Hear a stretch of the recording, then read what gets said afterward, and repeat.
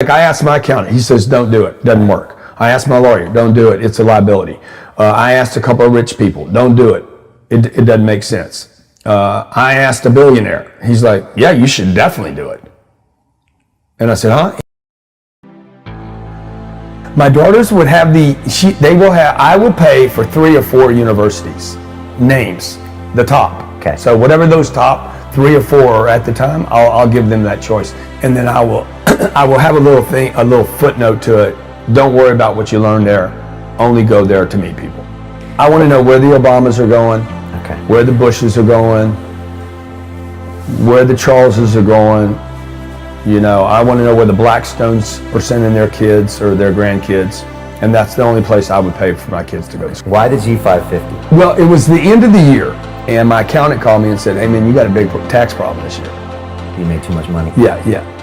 I didn't make enough money. Okay, all right. And he says, you got a big tax problem. I said, what can we do about it? He's like, there's nothing we can do about it. I said, hey, look, there's always something you can do about something. And I hung up on him. And I called Sherry, my COO, and I said, look, this guy said there's nothing we can do about it. We owe X. Look, we can give the money away. We could spend the money on equipment, material. Like I could prepay a bunch of expenses. I could prepay office I'm a very creative person when it comes to not paying taxes. I do not want to pay taxes this year. Nobody does, but most people don't admit this. Right, and most people pay too much taxes. It's the single biggest expense, and people don't even know it. Exactly. And most people don't have enough surplus money to play the tax game the way it's built. Companies, LLCs, right, or let me check something else. So I went and did some research on buying a jet. If I buy a jet, that jet's $50 million. In America, I can write off the entire $50 million that month.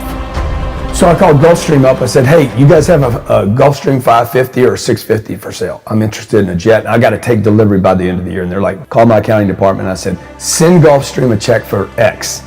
Called the guy back. I said, hey, Rick, I know you guys said you don't have a plane available, but I want you to call your accounting department.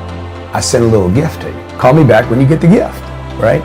Calls me back. He's like, fuck, I've been doing this for 30 years. Nobody's ever done that. Coca-Cola, General Electric, no company. And you're just a guy, right? He's like, nobody's ever sent me a check, prepaid for a plane. 14 days later, we took delivery of a plane, and so we have a Gulfstream 550, 14 hours, any direction without stopping. I can go from London all the way to Los Angeles. Do I put the 50 million in apartments, which is my favorite investment, or do I buy the jet? Or do I just keep the 50? And my decision to get rid of 50, to own the jet, is that it can connect me with the world. It can help me meet people. The old Grant would not have done this 8 or 9 years ago. Okay. I wasn't thinking big enough. I was thinking that if I save my money, that if I just save the pennies, save the money, pay attention to the money, then clip the coupons, do everything on the cheap, right? Buy everything on sale, buy low and sell high. All that old adage of our parents. If I do that, then I'll be better off. And the reality is, if you study the wealthiest, I don't mean Bill Gates and Warren Buffett. I mean, if you study Goldman Sachs, that's where the real wealth is.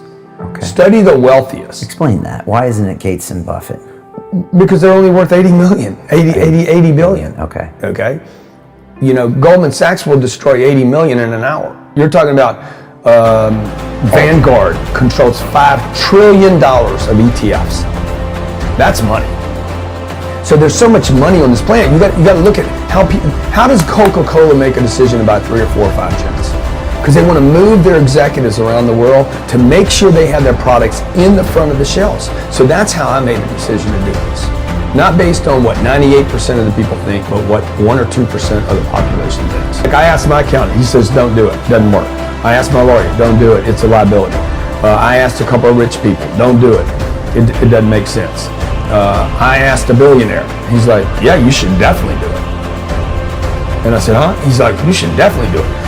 You have clients all over the world, you want to reach 7 billion people, money is useless. I said, huh? He's like, money is useless until it is used.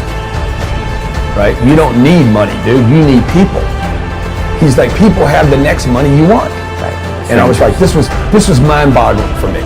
I'm just like, okay, that's real for me. Right? I don't want money, I want freedom. And the plane buys me freedom.